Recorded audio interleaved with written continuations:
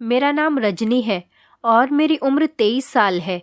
मेरे ससुर को पतंग उड़ाने का बहुत शौक था और वो पतंग कटकर जिस घर की छत पर जाकर गिरती थी तो गांव वालों को मजबूरन उस घर की लड़की की शादी मेरे ससुर से करनी पड़ती थी, क्योंकि अगर कोई ऐसा नहीं करता तो उसकी जवान बेटी मर जाती है। मैं ये देखकर बहुत हैरान थी कि फिर मेरे ससुर कुछ महीनों बाद उस लड़की को डाइवोर्स दे देते थे और फिर से नई लड़की से शादी कर लेते। एक दिन ससुर घर की छत पर पतंग उड़ा रहे थे।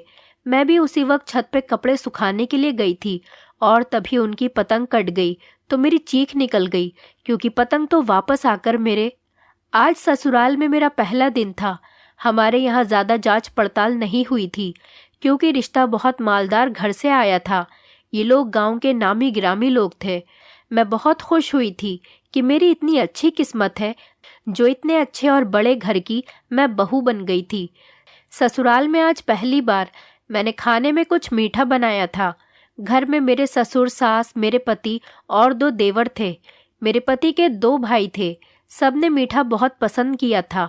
मैं भी बहुत ज़्यादा खुश थी, लेकिन मैं हैरान इस बात पर थी कि मेरी सास बहुत कम उम्र हसीन लड़की लग रही थी। मैं उन्हें देखकर बहुत खुश हुई थी, क्योंकि वो आदत की बहुत अच्छी थी और मेरा बहुत ख्याल भी रखती थी। मेरे पति मुझसे बहुत प्यार करते थे और मैं अपने पति की बहुत इज्जत करती थी और उनके साथ साथ सारे घर वालों की भी बहुत इज्जत किया करती थी। मैं ज़्यादा पढ़ी लिखी तो नहीं थी, लेकिन फिर भी मैंने जल्द ही घर को अपनी मेहनत और लगन के साथ संभाल लिया था। ससुराल में दिन बहुत अच्छे गुजर रहे थे और अब मेरा दिल मायके में कम लगता था। अगर मैं कभी मायके आ भी जाती थी तो मुझे अपने ससुराल वालों की बहुत याद आया करती थी और तब मेरे पति मुझे जल्दी से बुलाकर ले जाया करते थे और मैं बहुत खुश होती थी। मुझे खुश देखकर मेरी माँ भी खुश रहती थी और बेफिक्र भी, क्योंकि बेटियां अगर ससुराल में खुश हों तो माएँ बहुत खुश रहती है। तो मेरी माँ भी बहुत खुश होती थी मुझे खुश देखकर। वक्त बहुत अच्छा गुजर रहा था। मेरी सास जो कम उम्र की थी वो बोलती बहुत कम थी। ख़ास तौर पर मेरे ससुर के सामने उनकी बोलती बंद ही रहती थी और मैं ये सोचती थी कि मेरे ससुर मेरे लिए तो बहुत अच्छे हैं, तो फिर इतना उनसे डरकर ये क्यों रहती है। ससुर मजाकिया भी बहुत थे। मेरे पति और मेरे ससुर आपस में भी काफ़ी मजाक किया करते थे और चलते फिरते भी मुझसे मजाक कर लेते थे।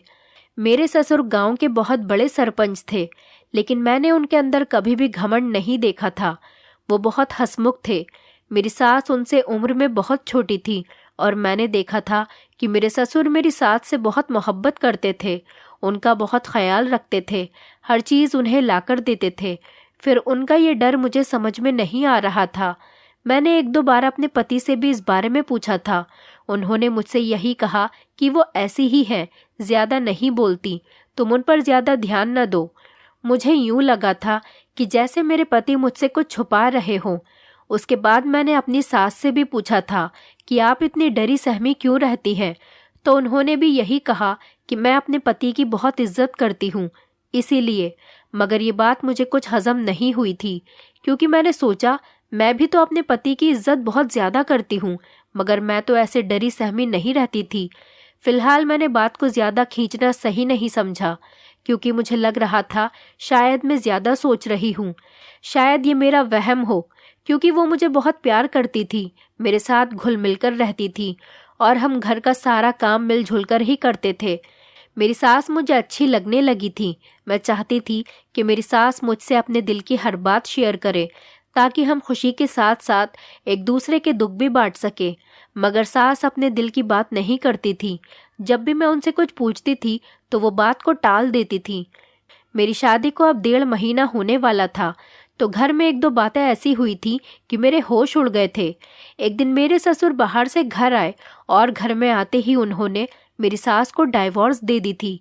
जहाँ तक मुझे याद था कि ना तो घर में किसी किस्म की कोई लड़ाई हुई थी और ना ही कोई झगड़ा हुआ था और ना ही मेरी सास से कोई ऐसी गलती हुई थी। तो ये सब कुछ अचानक क्यों हो रहा था? ससुर का इस तरह से सास को डाइवोर्स देना मुझे सही नहीं लगा। मैं हैरान हो गई थी कि मेरे ससुर इस उम्र में ये सब क्या कर रहे हैं। मैंने अपने पति से पूछा इस बारे में, तो उन्होंने भी यही कहा कि उनकी अपनी पर्सनल जिंदगी है, हम क्यों दखल दें। लेकिन मुझे ये सब कुछ बहुत अजीब लग रहा था कि एक बेटा अपने बाप के बारे में ऐसा कैसे कह सकता है और अपनी माँ को बेसहारा कैसे कर सकता है। तब मेरे पति ने बताया कि ये उनकी माँ नहीं है, बल्कि वो तो बचपन में ही अपने बच्चों को छोड़कर इस दुनिया से चली गई थी। लेकिन अब भी मेरी समझ में ये नहीं आया था कि ससुर जी ने मेरी सास को तलाक क्यों दी। सुबह मुझे अपनी सास घर में दिखाई नहीं दे रही थी, तो मैंने सोचा कि वो तो अपने घर चली गई होंगी। मैं ये सब बातें सोच ही रही थी तो मुझे याद आया कि मैंने छत पर कपड़े डाले थे सुखाने के लिए। मैं छत पर पहुंची तो मेरी नज़र एकदम मेरे ससुर पर पड़ी, तो वो पतंग उड़ा रहे थे। उन्हें ये करता देखकर मैं अपनी हंसी नहीं रोक पाई थी और जोर जोर से हंस पड़ी थी। ससुर ने मुझे हंसता देखा तो वो भी मुस्कुरा दिए थे और फिर वो मस्ती से पतंग उड़ाने लगे थे। फिर मैं कपड़े लेकर नीचे आ गई। पहले तो मैं सास को लेकर बहुत परेशान थी और मैंने सोच भी लिया था कि उनसे सच को पूछकर ही रहूंगी। ससुर से सवाल जवाब करना बहुत अजीब लग रहा था। अगर वो डांट देते तो मेरी क्या इज्जत रह जाती। तो ऐसे जो चल रहा था मैंने वैसे ही चलने दिया। मैंने कोई सवाल नहीं उठाया, लेकिन मेरे दिमाग में से ये बातें नहीं जा रही थी कि आखिर मेरे ससुर ने ऐसा क्यों किया। मेरी सास तो बहुत अच्छी थी, कम उम्र की भी थी, तो अचानक उन्हें डाइवोर्स देने का क्या तुक बनता था।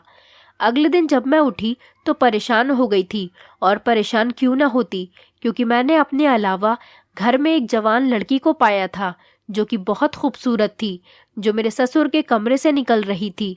मेरे ससुर ने सिर्फ इतना बताया था कि आज से ये तुम्हारी नई सास है। मैं चुपचाप खड़ी ये सब कुछ देख रही थी। कल ही एक लड़की को डाइवोर्स देकर आज ही अच्छी खूबसूरत लड़की से उन्होंने दूसरी शादी कर ली थी। क्या सास ने कुछ गलत कर दिया था जिसकी वजह से उसे डाइवोर्स देना पड़ा? मगर ये रातों रात नई सास कहाँ से आ गई थी, वो भी इतनी हसीन? ये सब मैं अपने दिल में सोच रही थी। नई सास से मिलने के बाद मैं अपने पति के पास आ गई थी और मैंने उनसे पूछा कि ये अचानक नई सास कहाँ से ले आए हैं। मेरे पति ने मुझे कुछ भी नहीं बताया था, बस इतना कहा था कि उनकी अपनी पर्सनल जिंदगी है, वो जो चाहे करे, तुम अपना काम करो। बार बार मुझसे सवाल मत पूछो। अगर मैंने कभी दूसरी शादी की या सोचा तब मुझसे सवाल करना। वो गुस्से में लग रहे थे। उनकी बात सुनकर मैं खुद ही डर गई थी कि कहीं मेरा पति भी मुझे डिवोर्स देकर दूसरी शादी न कर ले। मैं भी तो बेकार में उससे सवाल जवाब करने बैठ जाती थी। मैं चुपचाप बैठ गई और ज्यादा जोर देकर पूछना मुझे सही नहीं लगा था। मैं किचन में खाना बनाने के लिए आ गई थी तो देखा वहां तो पहले से ही मेरी नई नवेली सास काम कर रही थी। मेरे मना करने के बावजूद भी वो काम करती ही जा रही थी। मैंने उनसे अचानक शादी के बारे में पूछा तो वो घबरा गईं और यहाँ वहाँ देखने लगी, और मेरी बात का उन्होंने कोई जवाब नहीं दिया। जब मैंने ज्यादा पूछा तो उन्होंने कहा कि आपके ससुर शादी करके लाए हैं, और फिर वो अपने काम में लग चुकी थी। ऐसा लग रहा था जैसे कि वो मजबूर हो और कुछ बताना ना चाहती हो।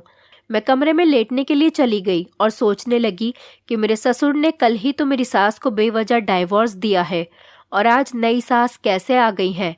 क्या ससुर पहले से ही इस लड़की को पसंद करते थे और इसीलिए उनको डाइवोर्स दिया था? सोचते सोचते कब आँख लग गई पता ही नहीं चला। मेरी नींद में खलल पैदा हुई तो मैंने देखा कि कमरे में मेरे पति मौजूद थे। मैंने जल्दी से उठकर पूछा कि आप कब आए? तो उन्होंने कहा कि बस अभी आया हूँ, थोड़ी देर पहले।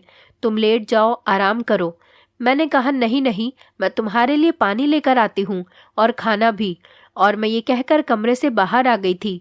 वहाँ मेरी नज़र मेरी सास पर पड़ी, जो बहुत परेशान और रोती हुई मिली थी। मेरे बार बार पूछने पर भी उन्होंने मुझे कुछ नहीं कहा था, बस यही कहा था कि घर वालों की याद आती है।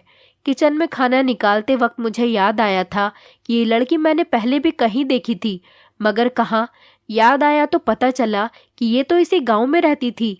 मैं बाहर गई थी तो इस लड़की को देखा था, तो वो शायद किसी से छुपकर बात कर रही थी। तो मतलब मेरे ससुर का इस लड़की के साथ अफेयर चल रहा था।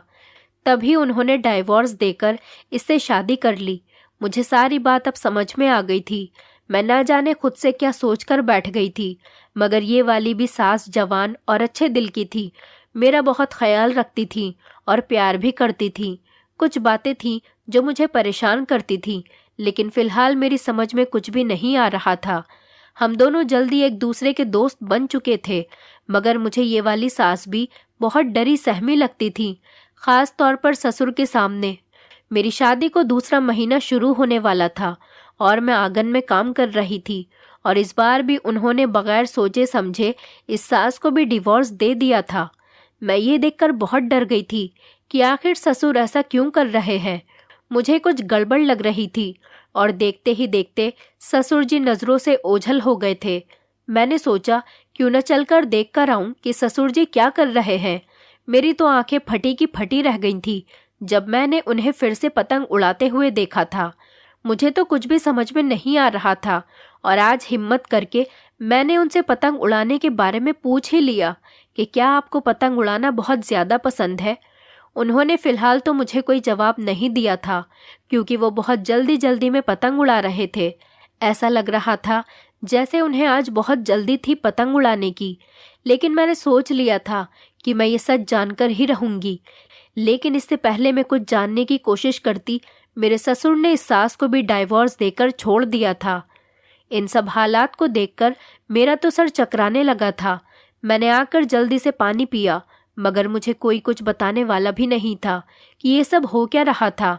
घर के बाहर सब्जी बेचने वाला आया तो मैं खुद ताज़ी सब्जी खरीदने लगी थी, जब उसने मुझसे अजीब सा सवाल पूछा कि और कितनी शादियां करना चाहते हैं सरपंच साहब। मैं ये बात सुनकर बहुत परेशान हो गई थी और उसे क्या जवाब देती, जबकि मैं खुद ही अनजान थी इन सब बातों से।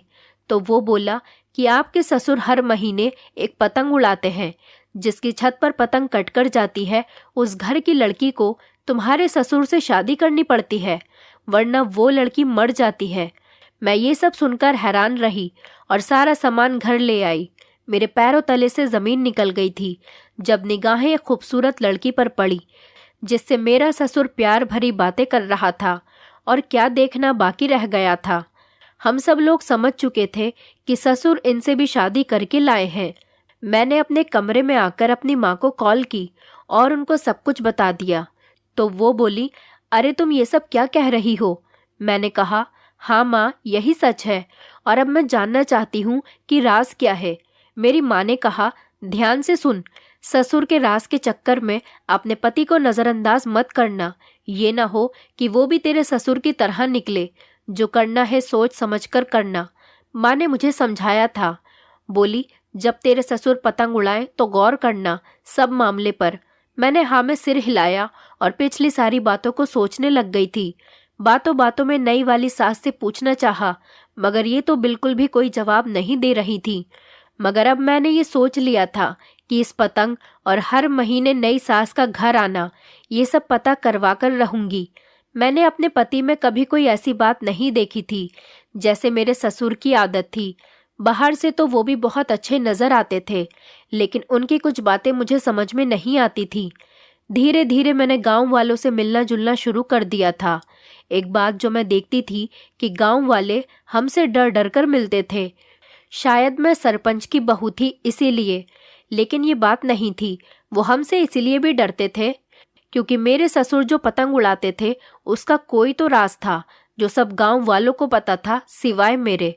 मैंने बहुत कोशिश करके जब गांव वालों से पूछा था तो एक बात पता चली थी।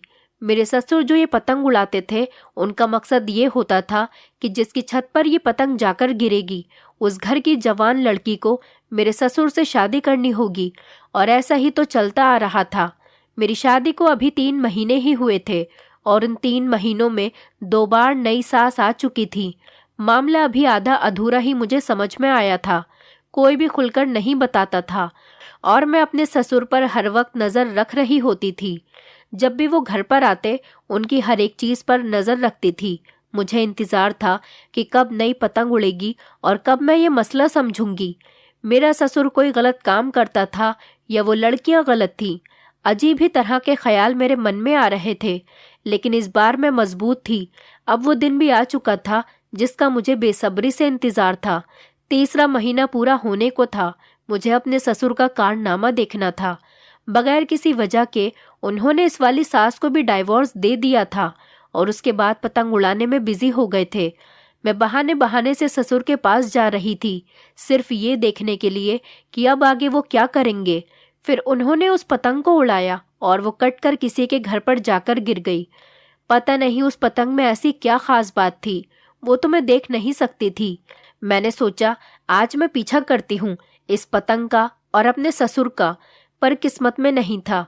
तभी अचानक घर पर कुछ मेहमान आ गए और मैं नाकाम हो गई।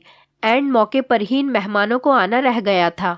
जब तक मैं कुछ करने का सोचती तब तक मेरा ससुर आ गया था और उनके साथ एक लड़की मेरी सास की सूरत में मौजूद थी। आज मुझे पता नहीं क्यों अपनी बुआ पर बहुत गुस्सा आ रहा था कि उन्होंने ऐसी कोई बात हमें क्यों नहीं बताई थी। अगले दिन मैं अपनी माँ से मिलने अपने मायके गई तो मैंने माँ से कहा था कि अगर मुझे पता होता कि ऐसे काम भी होते हैं इस घर में तो मैं कभी भी शादी नहीं करती। ये सब मैं गुस्से में बोल रही थी। माँ ने तो यही सोचा था कि सरपंच के घर से रिश्ता आया था। खुशी खुशी मैंने भी हाँ कर दी थी। तब माँ ने कहा, वैसे भी जांच पड़ताल कौन करता, तुम्हारे पिताजी तो खुद बीमार हैं और चारपाई से लगे हुए हैं और भाई तुम्हारे अभी बहुत छोटे थे। किसी तरीके से माँ ने मेरा गुस्सा ठंडा किया और मुझे घर वापस जाने को कहा कि अपना घर अपना ही होता है। मुझे उनकी समझ आ चुकी थी। जब मैंने अपने पति को अपने सामने पाया था, जो कुछ भी था, लेकिन मेरा पति तो बहुत अच्छा था और सिर्फ मेरे ससुर की इस हरकत की वजह से मैं अपने पति से दूर तो नहीं रह सकती थी। इसीलिए मैंने सोच लिया था आज सच जानकर ही रहूंगी। कुछ दिनों में अचानक मेरी तबीयत खराब हो गई थी। जब डॉक्टर को दिखाकर घर पर वापस आए तो मेरे पति ने मुझसे कहा कि आज मैं बहुत खुश हूँ। मेरा हाथ थामते हुए कहा था, तुमने तो मुझे बहुत बड़ी खुशखबरी दे दी है, मैं बाप बनने वाला हूँ। मेरे पति से ये खुशी संभाली नहीं जा रही थी। मेरा चेहरा खुशी से लाल हो चुका था। अभी मैं कुछ बोलने ही वाली थी, इतने में मेरे ससुर आ गए शुभकामनाएं देने के लिए। मैं उन्हें बहुत बुरी निगाहों से देख रही थी। अपनी खुशी में मैं ये भी भूल गई थी कि कल महीना पूरा होने वाला था और मुझे कल हर हाल में सच का पता लगाना ही था।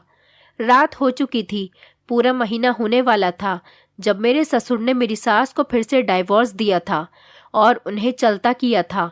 और अगले दिन जब वो पतंग उड़ा रहे थे तो मैंने बहाने से उनके पास जाकर कहा कि ऐसे पतंग आप अपने पोता पोती को भी उड़ाकर दिखाया करेंगे।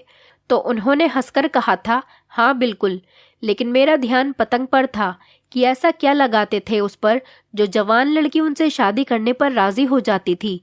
पर ऐसा तो कुछ भी नहीं था, ये तो बिल्कुल सादी सी पतंग थी। मैं मायूस हो चुकी थी, पर अब भी सच का पता लगाया जा सकता था। ससुर जी नीचे आए तो मैं भी उनके पीछे चल पड़ी थी सच का पता लगाने के लिए कि आखिर बात क्या थी।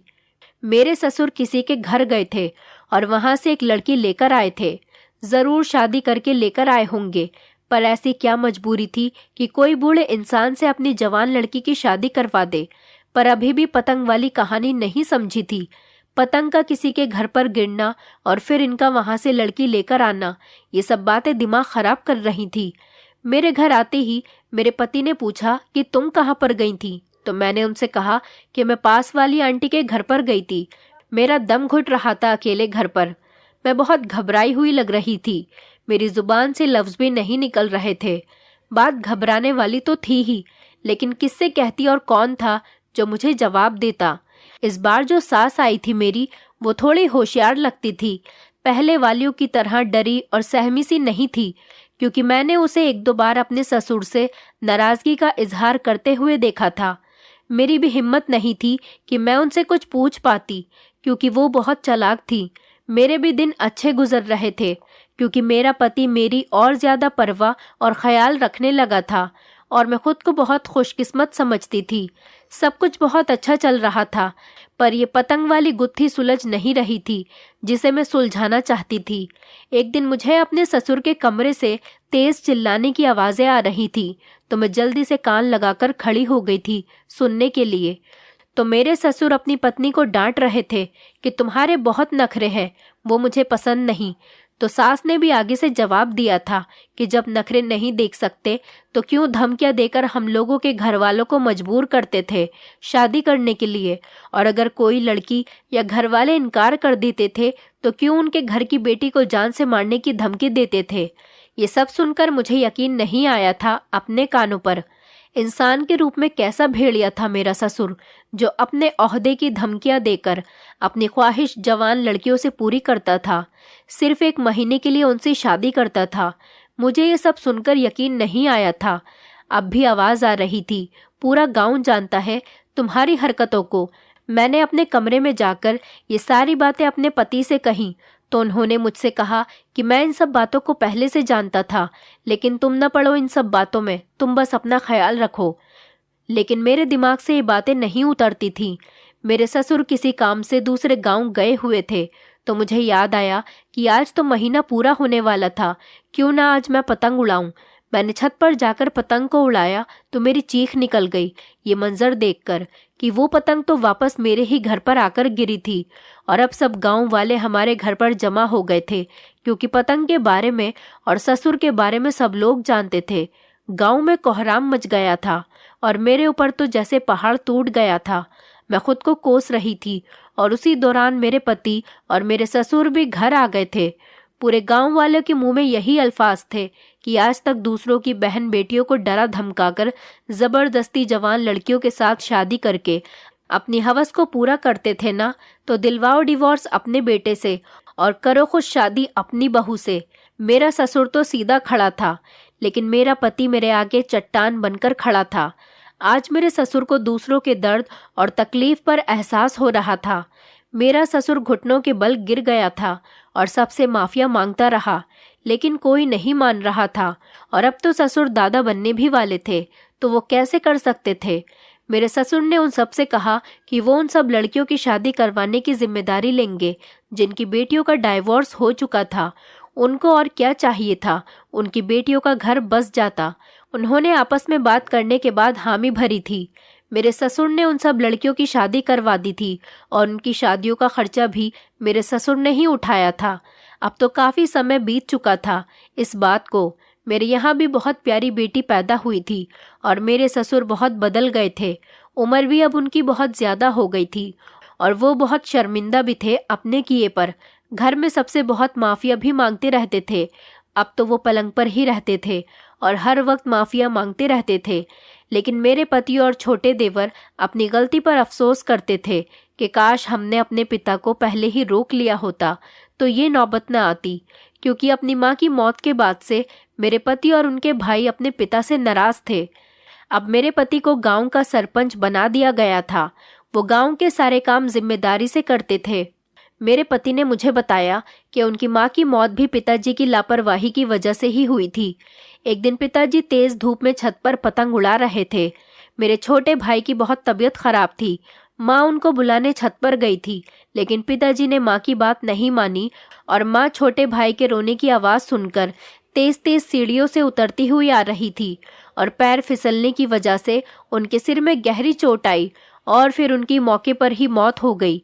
अपने पति की बात सुनकर मेरी आंखों में भी आंसू आ गए थे और उन्होंने बताया तब से ही मेरे ससुर ने ये सब करना शुरू कर दिया था। अब मैंने भी अपने ससुर को दिल से माफ कर दिया था।